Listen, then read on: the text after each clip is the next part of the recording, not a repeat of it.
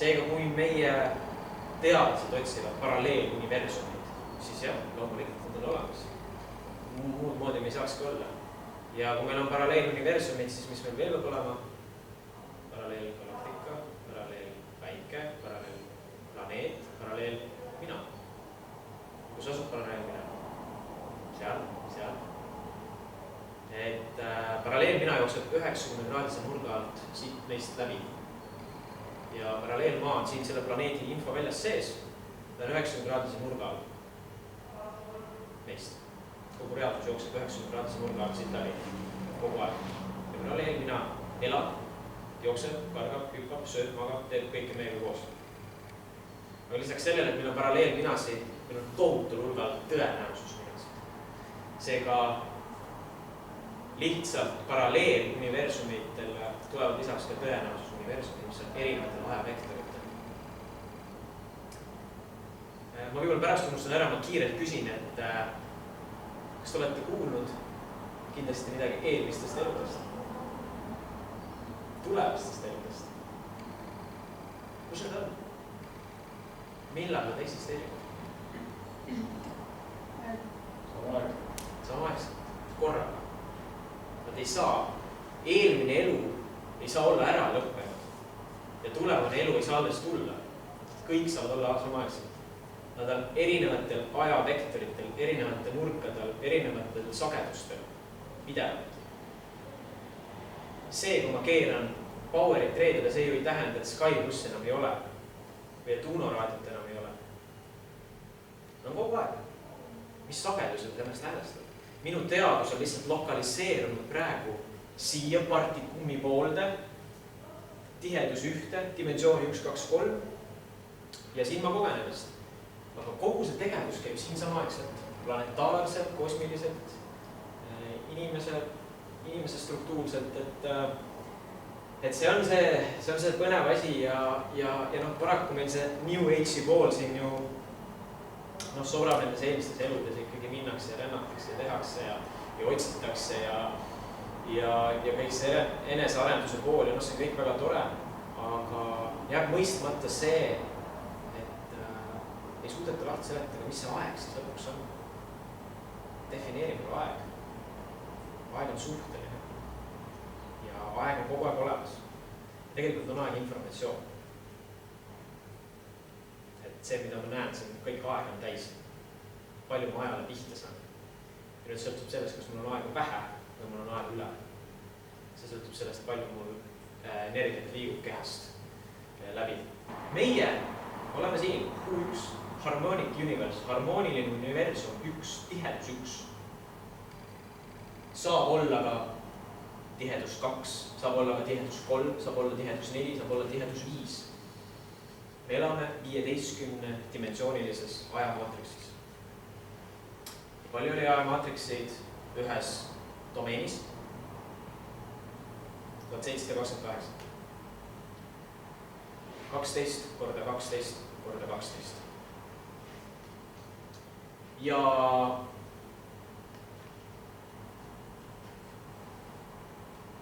kas me elame 3. dimensioonis? Või elame me 1., 2. ja 3. dimensioonis korraga. Ei saa elada ühes dimensioonis, üks dimensioon on lihtsalt üks dimensioon, kriis, seal ei saa elada. Me saame elada 1., 2., 3., sest reaalsust on 3-dimensionaalselt. Seega, kui teile öeldakse, et me liigume 4. dimensiooni näiteks, siin pakutakse igal pool välja, eks ole, me valgustume ja planeet läheb kõik ilusamaks, paremaks, toredamaks, me pakutakse erinevaid teid, kuhu minna, siis minu küsimus on, kus on 4. dimensioon? Vaadake, 4. dimensioon on tihedus 2 ja kui toimub üles tõus, siis me võtame kohe 4, 5, 6. Ma pärast räägin ka multidimensionaalsest inimanatoomiast. Dimensioon 1 on aatomkeha. Dimensioon 2 on elementaalkeha ehk siis emotsionaalkeha, mis on meie ümber suhteliselt lähedal kehale. Ja 3. on mentaalkeha. Kui sa nendest ühe ära võtad, siis sa ei saa elada. See ei ole võimalik. Sa oled tervik, sa oled alati 3-dimensionaalne. ja loomulikult on vastav värvigamma, igal dimensioonil on vastav värv. Ja siin ei ole mitte midagi juhuslikku. Et kui me tahame avarduda ja tõusta ja minna tõsta sagedust ja alandada vibratsiooni. Tõsta sagedust ja alandada vibratsiooni. Palju meile pakutakse vibratsiooni tõstmist. 2 erinevat terminit. Vibratsioon on maksimaalselt tihe. Ehk siis väljale hästi tihedad. Seesama see laud on hästi tiheda väljaga, ma ei saagi seda kätselt läbi panna. Et aga huvitav on see, et minu laua aatomid ja käe aatomid ei saa mitte kunagi kokku puutuda, nad on valgusaastate kaugusel üksteisest. Kuidas saavad asjad üldse füüsilised olla? Jõuame selleni. Aga ei olegi. Sellepärast, et asjad on hästi tugeva väljaga. Ei saa minna seinast läbi, sest väli on ees, mitte sein on ees. Sein on projektsioon, ajuprojektsioon. Vaadake, manifestatsioon tekib kõigepealt heli. Ja siis tuleb valgus. Heli on enne valgust alati.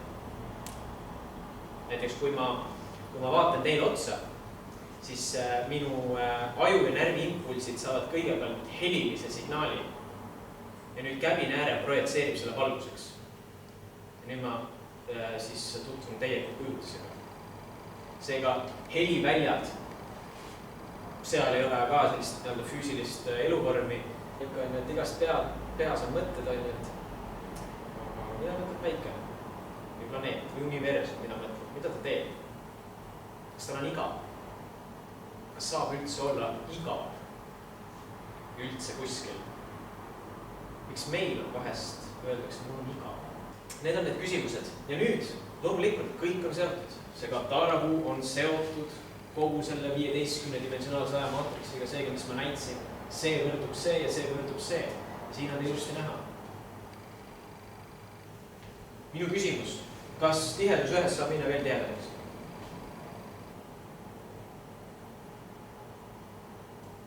Ei saa, ei ole võimalik. Sest tihedus 1 on allika väljahingamise viimane punkt. Siis lõpeb see otse. Ja kõik, ei saa rohkem. Lõpp tagasi sisse hingama. Seega, siit tuleb teadus siia ja siit läheb kaarega tagasi. Tere tulemast, me oleme jõudnud väljahingamise viimasse faasi. Täpsemalt öeldes me oleme nüüd juba sisse hingamas, sest see viimane väljahingamise faas oli kogu meie universumis 21. detsember 2012. Kõik. Siis oli see saavutatud kõige hullumeelne hetk üldse. Ja loomulikult neid hetki tahtsid mitte loomulikult rassid ära kasutada meie planeeti tirida musta auku süsteemidesse. See on meeletu. Sellest võiks teha äärde seminari. Kes või mis on hing? Kus on hing? Käte, jalgade, peaga, elus olema. On hinge identiteet. Mitte energiapall kuskil niimoodi kus. Et siin on füüsilised reaalsused. Lihtsalt hõredamad. Füüsilised, aga hõredamad. Ehk siis bioloogiline eluvorm on teissugune. Puud, vesi, taimed on teadel, suhtlevad. Et ei ole olemas võrdväärset duaalsust. See on üks enim manipuleeritum osa üldse spirituaalsuses. Muidu on see, et asjad on võrdväärsed.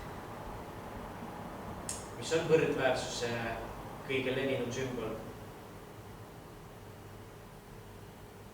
Yin-yang. 69. Ja see kirjeldab midagi. Yin-yang paneb tööle midagi, eks ole, ja ta kirjeldab midagi. Ja ta kirjeldab 50-50. Hea, kuri, must-valge. Ei saa olla sellist asja. Sest kui oleks 50-50, siis asjad jäävad põrkuma omavahel. Nad ei leia tasakaal. Tasakaal on see, kui üks on väiksem, teine on suurem. Manifestatsioon tulebki teadlikult väiksema kvantaga magnetilisse universumisse. ja teadlikult suurema kvantaga elektrilisema universumisse. Meespool on alati domineeriv. See ongi loome alus loom. Me ei saa neid panna põrkama omavahel 50-50. Planeet Taara languse tagajärjel tekkis meie päikesüsteem. Meie päikesüsteem asub linnude galaktikas, planeet Taara asus Andromeeda galaktikas. Ja toimus planeet Taarast eraldus morfogeneetiline tükk, seal toimus langus ja tihedus 2 langeti tihedus 1 mitteloomulikusse universumisse. Tihedus 2 loomulikust universumisest toimus langus tihedus 1 mitteloomulikusse universumisse. Seega meie päikesüsteem ei ole tekkinud loomingulises protsessis. Ta on katastroofi tagajärg.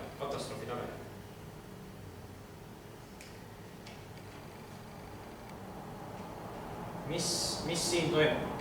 Mis asjad need on?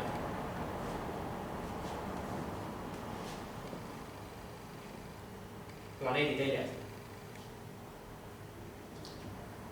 Mis igan ükskõik kui palju sa planeedi kallutad kraadide võrra, kogu planeedi bioloogia, kõik täiesti muutub sajalisemas. Kõik, kogu eluvorm, inimesed, rakud, kõik asjad. Orgaanilistes planeetides ei saa olla selliseid asju. On nii ja nii. See on rood ja see on staff. Üks on saud, teine on varras. Ja siin pöörlevad merkavad ja asjad ja planeet on, kuidas ma ütlen, elus, hingab. Meie planeet on, esiteks on meie planeet, nagu te teate, 22,5 kraadi viltu ja ta on veel pea alaspidi ka. Sest põhjapoolus on meil all ja lõunapoolus on üleval. Mida see tekitab? Jäämütse. Alati elatud. Inimesed ei arenenud ahvist 25 000 aastat tagasi ja ehitasid nii mööda minnes muu seas püramiidi.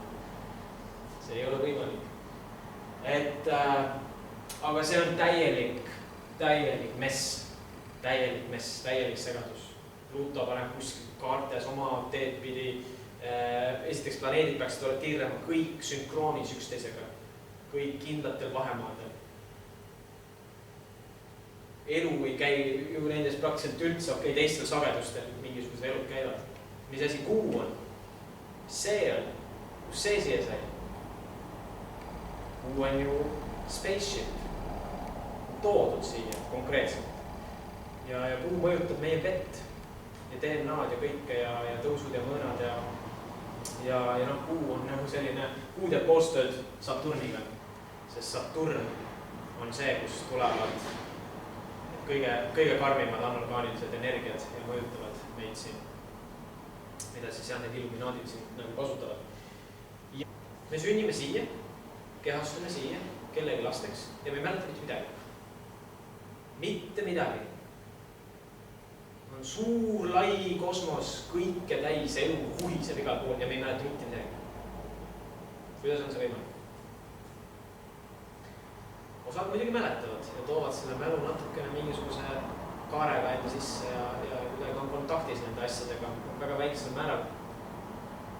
Aga jah, ta on siin loomulik. Me ei saagi midagi teha, me ei mäleta. Me ei mäleta isegi seda, mis eile juhtus. Mõeldes asju, unustame üldse mingid asjad ära. Me ei mäleta näiteks, mida sa mõtlesid 2 aastat või ema kõhus olles. Blokeerib kõrgemate minadega suhtlemise. Ja seda tehakse teadlikult. See ei ole mingi kosmiline, mingi protsess, nende ups ja juhtus. Siin taga on kosmilised rassid, kes seda loovad, et see nii juhtus. Miks? Energiadefitsiit. Väga suurtel kosmilistel rassidel, kes on otsustanud ennast allikast eraldada teatud tasandil kunagi miljardid aastaid tagasi. Me räägime ka sellest lähemalt. See on olnud teadlik otsus ja meie oleme siin, me oleme nagu see tagajärg, me oleme nagu see kannataja. Kuid see, mis juhtus 2013, on see, et meie tõelised hoolemõimud, meie tõelised kõrgemad minad on tulnud appi, sest on üle astetud vaba tahte printsiibist. Päike on aastast 2007 surev täht. Mis on? yin-yangi lukustunud planeedi energiaväli, vessikapassis, mis asi on vessikapassis? On keegi kuulnud?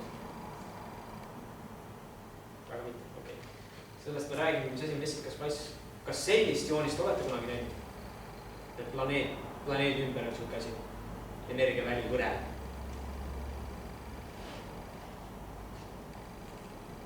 Kas see on loomulik energia pööris? Või mitte loomulik?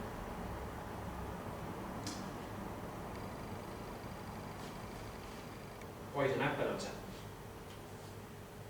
See on energiat imev süsteem, kus kaks sellist poolt on tegelikult vastandumises, 50-50 ja hõõruvad üksteist. Ja imevad kogu aeg planeedit energiat välja.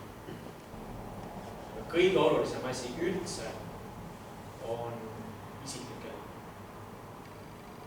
Ainult isiklik elu.